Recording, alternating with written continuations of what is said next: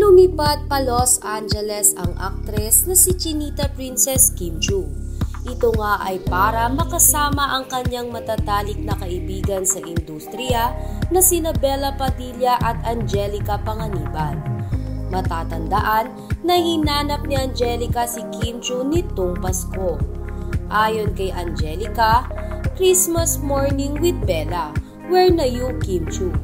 Sagot naman ni Kim, bumibili pa ng gatas ni Pin. Wait lang.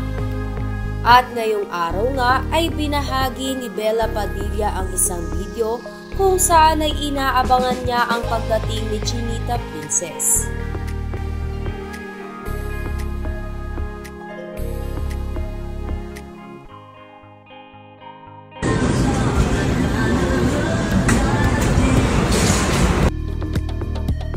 Nag-share din si Kim Chiu ng larawan kung saan ay makikita na sitting pretty siya habang naghihintay. Samantala, kaagad na na-appreciate ng mga tagahanga ni Kim ang pag-alalay ni na Angelica at Bella sa kanilang idolo. Hindi naman kasi makakaila na dinaramdam pa rin ni Kim ang paghihiwalay nila ni Sian Lim. Kaya naman ang pagsama ni Bella at Angelica kay Kim ay isang malaking bagay para mabilis makamove on si Kim Chiu.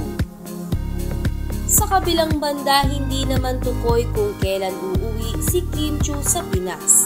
Sa kadahilanan na rin na wala pang inaanunsyo na schedule ang It's Showtime kung kailan sila magla-live ulit.